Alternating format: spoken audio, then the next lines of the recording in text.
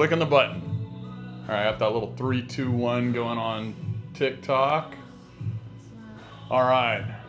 Do we have volume? Do we have mics? Everything's working. I know we had an issue a week or two ago. Want to make sure everybody can hear.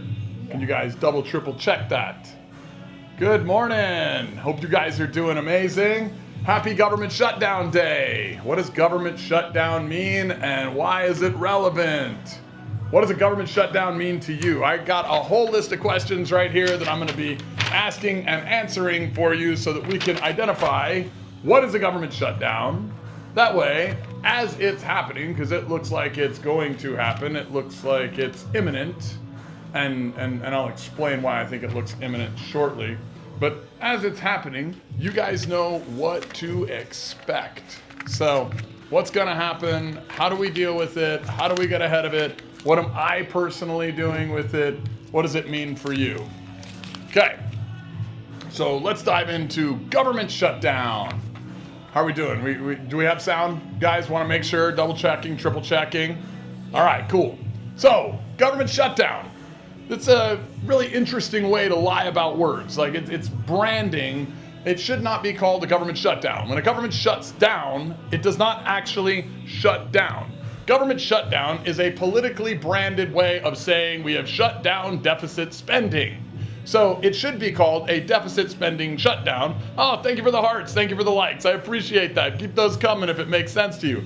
When we say government shutdown, all we're doing is we're shutting down the government's ability to spend more than they earn. Okay? So if we're shutting down the government's ability to spend more than they earn, then a government shutdown is forcing the government into, financial responsibility.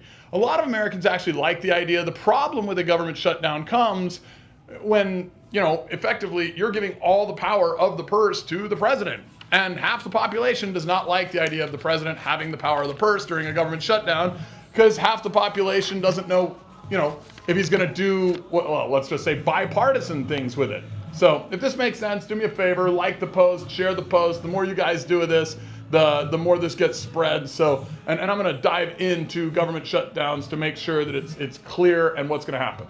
So as effectively this shutdown happens, and it looks like it will happen. It's impending. It looks imminent.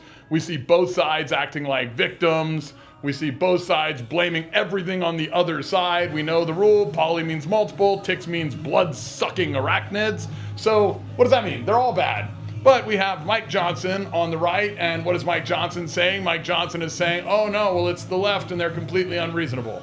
Actually, in this circumstance, I kind of agree with Mike Johnson. He is trying to kick the can down the road 6 or 8 weeks because there's another impending shutdown that or at least shutdown negotiation that would happen in November if they don't agree to certain things. Now, the left is coming out and they're saying, well, no, we want health care. We want $1.5 trillion of additional spending.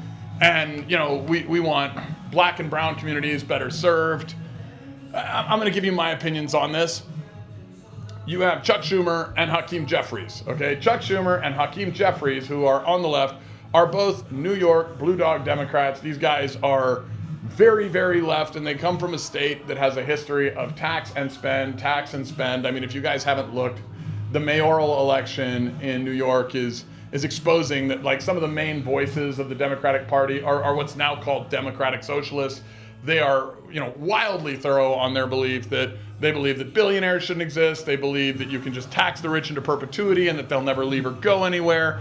Florida is very excited about the New York mayoral election because that might actually solve their real estate crisis. So, Floridians who are watching, good for you. You might actually get some benefit from that. But when we're looking at Hakeem Jeffries and Chuck Schumer, who are also New York Democrats, they're effectively holding the government hostage. They're saying we're going to shut it down, which means not approve additional deficit spending. And when you're shutting something down and not approving additional deficit spending, you're forcing President Trump into a situation where he gets to choose what he wants to spend money on. Now, I'll bet you he's going to be able to get additional CRs done right after his shutdown, where he's going to protect the soldiers. He'll probably do what he can to protect TSA. Government shutdowns do not shut down air traffic controllers. They do not shut down essential services. If this makes sense, like and share. Thank you for all the hearts, by the way. I love this. But so, and what it does shut down is deficit. Okay, so in other words, the government is forced into being responsible. Now, when you get a government shutdown, and we've had several, this is not the first.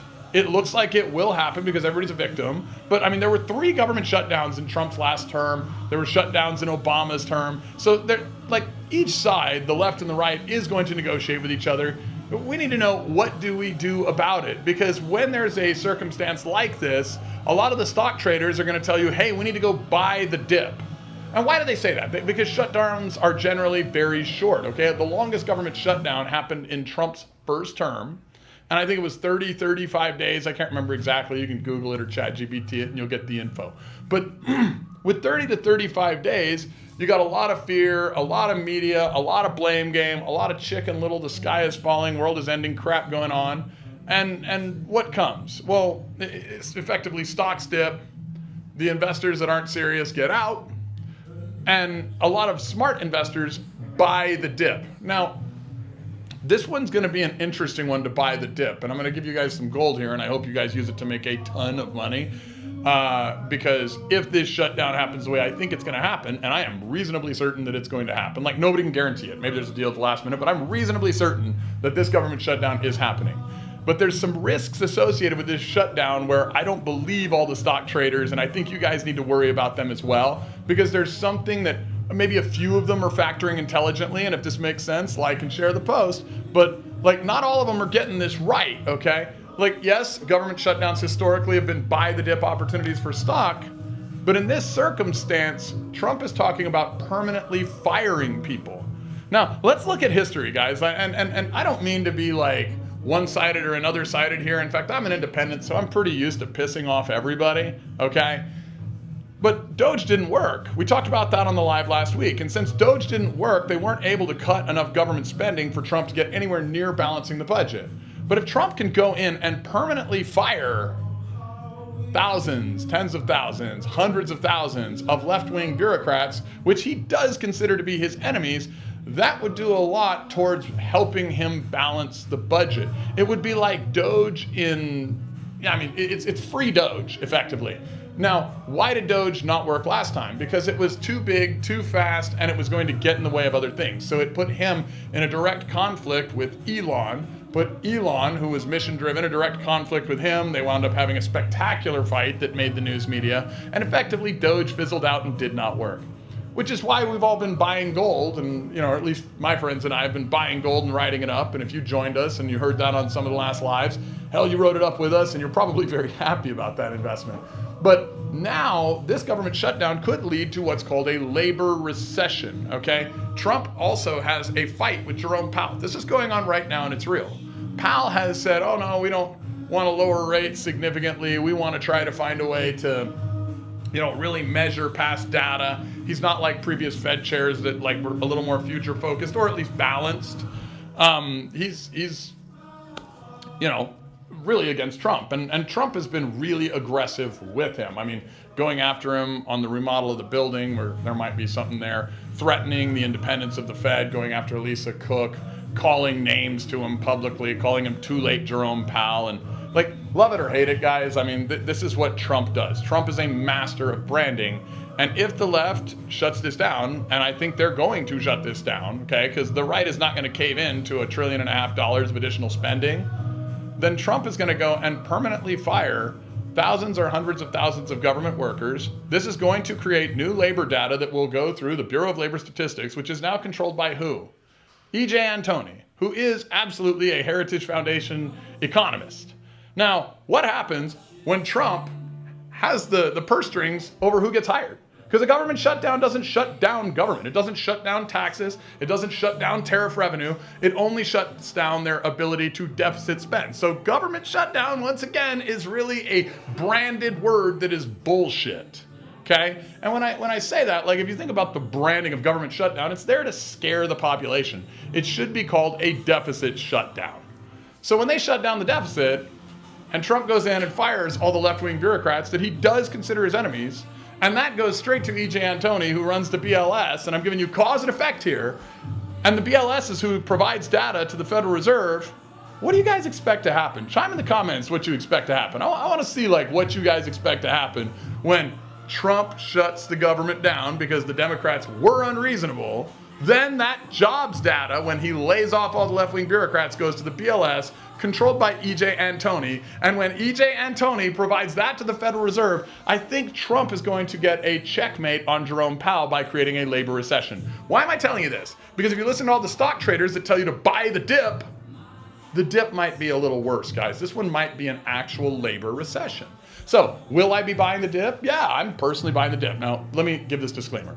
I do not give investment advice. I am not a licensed, trader that gives investment advice, but I can tell you what I'm doing. I'm buying a stock called SQQQ. It's an inverse leverage product. I'm buying it right now. I bought some yesterday. I'll probably buy a little more today because it hasn't moved much. It has started moving up, but it basically gives you a nice ride if the market goes down. And it's already starting to show signs that with the impending shutdown where they don't look like they're going to compromise, that it's going to go up. And since it's an inverse leverage product, it will drive up a little faster if the market goes down. Now, I don't intend to keep this stock for a long time. Give me just a second, I'll get to the question. I intend to sit on the stock for a few days to a week, ride it up, and then get out. And then I do intend to buy the dip, but I'm not going to buy an index fund. I'm not going to buy an S&P 500 or anything like that. I'm going to purchase for myself interest rate sensitive stocks. And here's why. If Trump checkmates the Fed, leveraging a government shutdown that Democrats are stupid enough to walk themselves into, and in this case it would be stupid enough, and I'm happy to answer questions if you have them, then he's going to get the labor recession he wants. It's going to force a Fed pivot. If you buy the dip, it might be a bigger dip. So what do you want to do? Buy interest rate sensitive stocks. If this adds value, guys, please like it, share it, put some hearts in the post. Thanks for all the hearts those who put. Alexis, let's chime in with a question, then I'll jump into some of the other questions that we've had from our listeners and viewers. A prediction was a bigger rate cut. A prediction was a bigger rate cut? Is that a question or a statement? Statement. Well, I mean, look, if the BLS comes in and reports jobs going way down and situations like that, then the Fed will be forced to cut the rates more. So it's more cause and effect. Like this could all go to hell in a handbasket on a bigger rate cut prediction.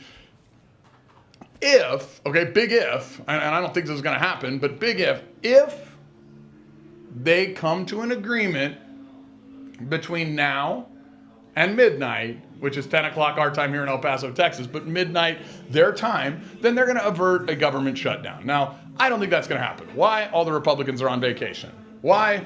All the radical leftists, and I'm talking the progressive caucus, are pretty much forcing Schumer and Hakeem Jeffries into a fight. Like, the Democrats right now, their main platform is let's get Trump.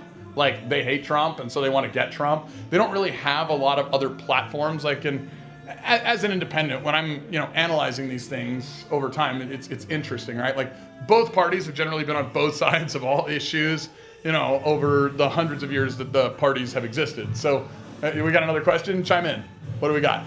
What is the dip timeline we are looking at? Well, so buying the dip is buying it when you see it as the lowest. I mean, we don't necessarily have a timeline because there's a lot of factors that could go in. Now, the government shuts down technically if they don't come to an agreement, which it does not look like they'll do, at midnight tonight. So that means, in all probability, stocks will slide tomorrow, okay? Now, will stocks keep sliding? I mean, that depends on what happens. But if we look at this, guys, the shutdown's going to give the power of the purse to Trump. Now, the government's not going to shut down, okay? Like, the government doesn't shut down. A government shutdown is really a deficit spending shutdown, okay? So it's a badly branded, badly named thing. And the reason it's badly branded and badly named is to manipulate all of the constituents, all of the listeners, the people on this live and the people that'll listen to this live later, into thinking, oh, the government's going to shut down, we're all going to die, Chicken Little, the sky is falling. And that's not actually what happens. Like, essential services are still allowed to continue. And what frankly happens is, the president gets the purse strings. He is still collecting income tax revenue. He's still collecting tariff revenue. So there is still revenue. They just don't have a continuing CR resolution to spend more than they're bringing in, which is it's how they do it. It's like a deficit shutdown is what it should be named and called. Is there another question right there? Somebody had a comment. Somebody had a comment. Let's hear the comment. What do we got? They will fire but immediately rehire because without middle management, government can't run. Dems are not unreasonable. Interesting. All right, so hold on. They're saying they will fire but rehire because without middle management, government cannot run. This is not at all true, okay? Like, guys, if we've watched Trump, I appreciate the opinion. Someone's making a comment, not asking a question. Realistically, if we look at what Trump's done, Trump has gone after his enemies. Like, this has been a revenge tour. I mean, it absolutely has. Like, I don't shill for Trump. I don't shill for the left. I'm an independent, so I guess I'm the guy that gets to piss off everyone. But they're not going to go fire and rehire. Like, they're going to fire and permanently fire anyone and everyone that they consider against them. Okay? And Trump has been, like, he's not weak and he's not stupid. Is he a narcissist? I mean, in all probability, yes, he is, okay? But is he smart? Yes. Is he willing to fight? Yes. I mean, you know, the guy has not demonstrated any level of weakness yet. Now, you can disagree with his platforms, but this is not a guy afraid of a fight, okay? He dealt with one of the worst legal persecutions that we've seen of any American politician in history, fought it, won a presidential election. Like, this is a guy that will fight. And anything he disrupts, if he throws out left-wing bureaucrats, I mean, that's not necessarily something the American people hate the idea of. And while, yes, that's going to cause some extreme pain, he's going to get to design and build with his government, with his people that still remain, whatever's going to replace that. He's not going to care about keeping people that disagree with him. He hasn't shown the propensity to do that before. I don't see that he's going to do that again. Like, we saw a precursor of this with Doge. Okay? And with Doge, they got rid of a lot of people. I mean, there was like 70, 80, 100,000 people that they either forced out, fired, or got to take, you know, resignations with some payouts. And like, they were not gentle about it. I mean, they basically went through and threatened and blustered and fussed. And so Doge didn't work because I think it was creating too much media attention and it got in the way of his big, beautiful bill, and it was going to get in the way of all of his other initiatives because, frankly, it was a little too effective, a little too fast. And so he nipped that in the butt because he needed the House, he needed the Senate, and that's where he alienated his relationship with Elon, and that's where we saw that spectacular fight. But we're not seeing a guy that's going to fire and rehire. Like, we're seeing a government shutdown, and I think the left is walking into a dynamic trap. And like we said, guys, it's not a government shutdown. The guy's still got money coming in. He's still got revenue to spend. Where's he going to put it? He's going to put it towards his initiatives. And then let's look at it. Like, the day after the government shutdown, what can he do? Like, let's be real. Could he go out the day after the shutdown and say, hey, we want to get our troops funded? Yes. Do you think that Democrats and Republicans wouldn't vote on that bipartisan approach? Like anybody who agrees with me, please type I agree in the comments, or please say I in the comments if you agree, and say no if you don't agree. But the left and the right is not going to go after the sacred cow. So even if there is a shutdown, they'll get the military funded very quickly. They'll figure out a way to get TSA funded very quickly. Like, road maintenance and bridges may get paused, other things may get paused, but guys, this government shutdown is not shutting down everything. Like, you're gonna shut down non-essential services, okay? Like, they will not continue to fund TSA, but they will continue to fund air traffic control. So, like, they've got their list of what's essential and what's not essential, and we need to be smart enough to know how to react to it. So, let's go over some questions. You know, what's causing the shutdown? Frankly, the shutdown is there for the people. What's causing the shutdown is Congress has to go, and I mean, effectively, we're not a democracy, okay? We're a representative democracy. We have to vote. The people vote for their congressmen and their senators, and then our senators and congressmen, on our behalf as a representative democracy, vote for, you know, continuing to spend beyond our means. So that's what that continuing resolution means. When they can't agree on what to spend on, and the Democrats have very different agendas than the Republicans, then that causes the shutdown. Now, the risk of the shutdown is blame game, okay? And whoever gets blamed for the shutdown is probably at risk of losing leverage and losing the midterms. So there's a lot of reasons why, you know, the right and the left don't want it. don't want the shutdown because it's inconvenient, but they do want the shutdown because they have some kind of belief that the other side will be blamed for the shutdown. So one of them is going to be right and the other is going to be wrong. My bet is in this circumstance, the left will receive the blame for shutting down the government, which will hurt them in the midterms. So which political disagreements or policy issues are at the core? The left is trying to say it's about healthcare, and they're trying to say the big beautiful bill like effectively slashed healthcare. The left goes to the CBO, the budget office, oftentimes to show malfeasance on spending of the Republicans, and so that's generally the benchmark they use. And frankly, the CBO says what was done in the big beautiful bill is actually creating more efficiency to healthcare. So I don't know that they have a good argument. Plus, the right is saying they only want another 8 weeks, and there's another negotiation over a shutdown in 8 weeks. So the right's saying we need another 8 weeks to negotiate these items. So I think it's going to be painted that the left's unreasonable and they'll lose. Which services are suspended and which remain open? Well, the ones that remain open are the ones that are considered essential. And so who gets to make that determination? The president. So this is the interesting thing about a shutdown, guys, and this is what you need to know. If you voted against Trump, by shutting the government down, you are giving him 100% power over the purse to decide what is essential and what is not essential. Now, we could look back in history and see what has been essential and what has not been essential, but we kind of know that there's a uniparty, there's this united Democrat-Republican blob that wants to spend more than they make, and that might be breaking up a little bit. Oh, thanks for the follow. I appreciate that. What is that? Amir Ramos. Thank you for the follow there. How are federal workers and everyday citizens affected is another question. Federal workers are going to be a threat. So it depends on which side of the kind of federal worker grouping you're on. Like a lot of times military historically hasn't been paid, TSA hasn't been paid, air traffic control has been paid, and there's several others. So if you're essential versus non-essential, you're paid. If you're non-essential, you're not paid. And this time, and this is what's very scary, they are talking about permanently terminating people. So if they're talking about permanently terminating people, that's an enormous threat to certain federal workers that the Trump administration has made very clear that they do not consider essential. Remember, they ran on what they call fraud, waste, and abuse. And so if you in any way, shape, or form could be identified as fraud, waste, and abuse, or the bureaucratic class that gets to run our government, where our elected officials don't, then yeah, your job is probably at threat and you're probably not going to be funded. And if it shuts down, if the Democrats don't compromise here, then, a lot of power is going to be given to the executive branch on who to fund and not fund. So how are local communities affected?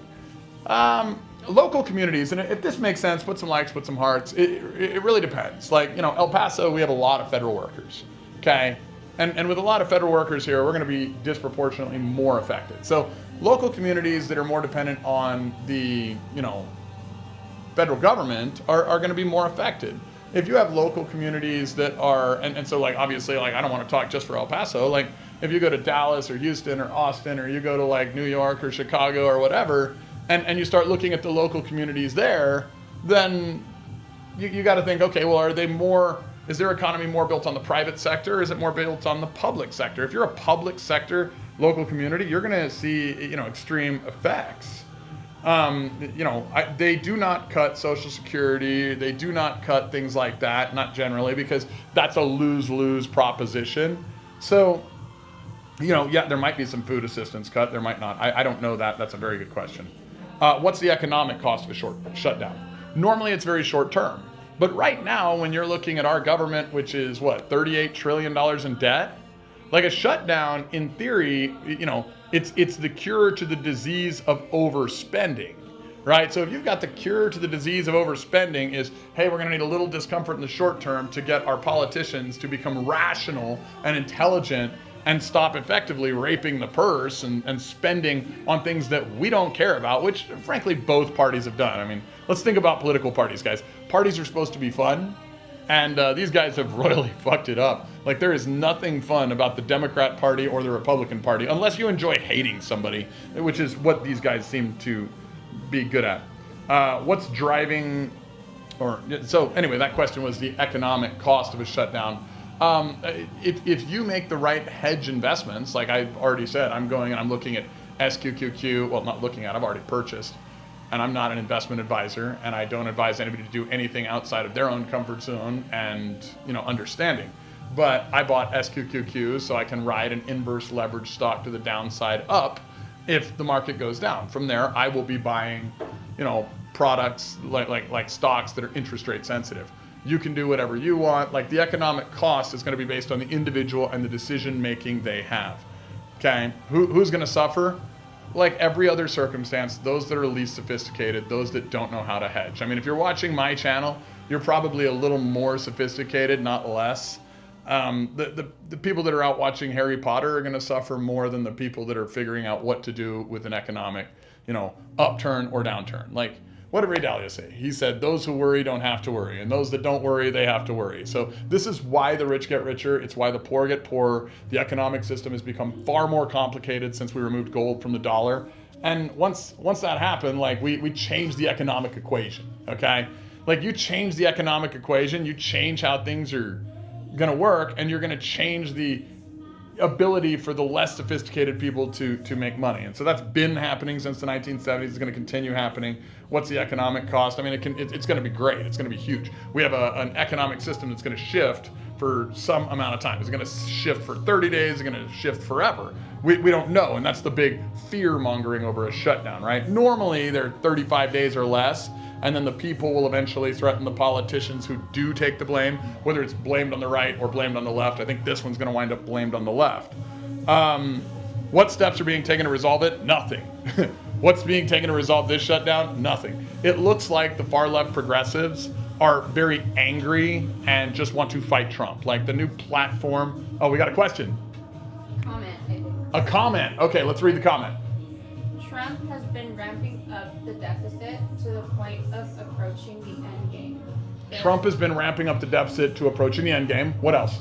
The BBB didn't bring in more tax revenue, it increased spending. The BBB didn't bring in more tax revenue, it increased spending. Yes, that's a comment, not a question.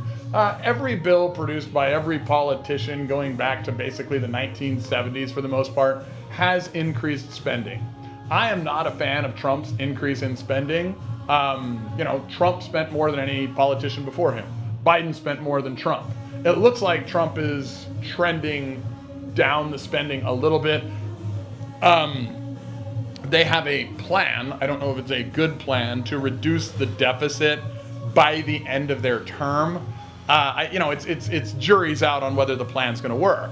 But the big beautiful bill did technically increase spending over the tenure, according to the CBO, okay? Now, it did not factor in tariff revenue. It did not factor in other things. It did not factor in refinancing the debt if interest rates do go down, and Jerome Powell's term is up in May. So, I mean, you can't go listen to one source of news. Guys, when you guys are listening to MSNBC or Fox, you're literally hearing talking points that are frankly one-sided and BS. You have to look at both sides of the aisle. You have to look at what both of them are saying. Most of the time to get news, you either have to follow influencers or you have to go to news from other countries. Because news is so partisan, it's such BS that, like, you're getting like a limited version. Like, let's go to why did Trump win, okay? Trump won because he had a plan. The Democrats lost because they hated Trump. The Democrats, if they're smart, should be going through and figuring out, what do we need to do to come up with a plan, and what do we need to do to get a common voice that the party can get behind? Right now, they don't have that. They have Bernie Sanders, Ocasio-Cortez, Zohran Mamdani, and Gavin Newsom. These are the leaders of the Democratic Party, and they're basically all Democratic socialists, and that is not what America wants, okay? America is radically against that. The people that were running Biden, or Biden, whatever you tend to believe, they basically ran a democratic socialist operation, and America said no. And so when America says no, you need to either come up with a new plan or double down on your old plan. In this case, they doubled down on their old plan. That doesn't seem intelligent. So is Trump going to spend less than the previous guy? Man, I hope so. I don't know so. He's got a very good team. I'm very bullish on Besant. I'm very bullish on some of the other team members he has in the House. I mean, Besant is brilliant. is Trump going to actually lower the deficit and the debt? He's not going to lower the debt. There's no way. But he might create enough growth with that tax bill to bring the largest source of capital, which is, the American investor. I mean, if you can get the rich and the insurance companies and the corporations to reinfuse, and I'm not just talking American wealth, I'm talking global wealth, to reinfuse capital into America to generate more jobs. You're creating the good kind of inflation, not the bad kind. And that's a longer live video because I've only got about 7 more minutes before I go into my coaching call here. But when you create that good kind of inflation, that's how you grow out of a problem. So I appreciate your comment, but it sounds, maybe only partially informed. It sounds like you're informed by one side, not both. And if you're just watching MSNBC or CNN, which is where it sounds like you are getting your news, I'm not knocking you, but I think you need to go get another source of news. If there was an independent news station, wouldn't that be amazing? You either have to go to idiots on the left or idiots on the right that are all selling some type of agenda. They want you to hate somebody and buy into something. They need you to think there's a bad guy. And that kind of goes against what is, I think, the most important thing that makes us human, which is reason. Reason is being able to look at both sides of a thing and say, hey, this works, this doesn't. And I think if you're a politician and or a constituent of a politician, let's just assume you're a constituent of a politician because that's more likely, you should have the right to ask your politician, okay, well, great, thank you for sharing your premise, thank you for sharing your tagline, can you give me an actual plan? The one thing that actually gets people to win or lose elections in the long run is having or not having a plan. And the problem is most of our politicians do not have a plan. So if you are a constituent of a politician, ask your politician, what is the plan? Recently, I asked the judge here in our El Paso County, Judge Samaniego, I asked him straight up, what is your plan? You just raised all of our taxes to solve for your deficit, and your debt. That stifles growth. How are you going to grow your way out of it? And I challenged him. I said, hey, dude, you gave a tax break to Meta, and they're coming here. You gave a tax break to Amazon, they're coming here. What if you gave a tax break to the average consumer? What if you gave a tax break to the constituent in your community? I mean, obviously, you can't give it on the same amount because Meta's going to come here and invest, $100 million, $1 billion in their data center, right? But what if you gave the exact same property tax break to a consumer that bought a rental property in your town? That'd be a great platform. That'd be a great plan. If you were the first Democrat to come up with that, you'd be considered a genius. Every Democrat everywhere else in America would follow suit. Why? Because that is actually for the people. I mean, these Democrats go and say, oh, we're for the people, yet the only deals they're making with are big corporations. And that's called cronyism, guys. And so I pitched this to Judge Samaniego. I'm very hopeful that he's going to come out with that. If he doesn't come out with it, then we know he's just a politician and not somebody that's actually for the people, and we should vote him out. If he does come up with it and he says, hey, I want to benefit my constituents, and I'm going to give you the same benefit that I give the billionaires, well, hell yeah. So, ask your politicians what's the plan. I mean, if you agree with that, share, give me a little love there. Ask them for the plan, because that's what you freaking need with any politician. So, hopefully I answered that. Are there any more questions or comments before we go? I got 4 minutes. Not over there? No. Cool. So, guys, we try to watch all the social medias. Hopefully you guys are enjoying this. If you are, please please follow, please share the lives. These are my girls over here. It's Dominique and Alexis. I would turn that camera too, but you're too far away over there. And they help me to do this. I don't believe in being, stuck on social media. I try not to consume too much of it because it makes me frustrated and emotional, and then I can't think as well. And I think most people that follow me because I think and I ask the right questions, and I try to make other people ask the right questions, and I don't do it in a partisan hack way. I look at, what are the facts, what are the circumstances, what is the plan, why will it work, why will it not work? I mean, if you can have reason, that thing that makes us human, then you have a cause-effect relationship to life. And if you have a cause-effect relationship to life, it gives you the ability to anticipate what's coming next and develop a plan for yourself. I mean, there's a reason the rich get richer. They have a plan. And they have a plan that is not outdated. And they are in bed with the corporations. They are in bed with the politicians. And so they continue to get richer. Well, are they actually in bed with them? No. They just know what they're doing. They're the ones giving the campaign contributions. They're the ones that are in the rooms having the conversations with them. So they're not actually sleeping with them, okay? That's not what they're doing. What they're doing is they're communicating and collaborating. And when the politicians write the tax code, what do the rich do? They save a lot of money. They reinvest that money that they saved in their growth. So it's effectively government-sponsored rich getting richer. And, for my left-wing friends out there, you know what's really funny about this? So much of what's been voted for that makes the rich richer is actually on the left. If you don't believe me, get out your Google, get out your Chat GPT, and look at where more money is coming from. Is like who's making the most money in campaign contributions? Is it Democrats or Republicans? Go look at the last election. What did Trump fundraise? What did Kamala fundraise? Kamala just wrote a book, like 107 days or something. Yet somehow she fundraised, 3x, 4x what Trump fundraised? Isn't that funny? But the guy that had a plan, and no, I'm not saying a good plan. No, I'm not a Trump shill. No, I don't like a lot of his plans, but he had a plan, okay? Like, I'm very pro free trade. Like, I like free trade. Trump isn't free trade. Trump is like, tax the shit out of people. He put tariffs, which are a tax, on countries where we have a surplus. Like I get it if you're going and saying to the European Union, take our cars. If you're saying to Japan, take our cars. But why are we screwing with Brazil? Why are we screwing with, England? Why do we have a tariff on England? That doesn't make any sense.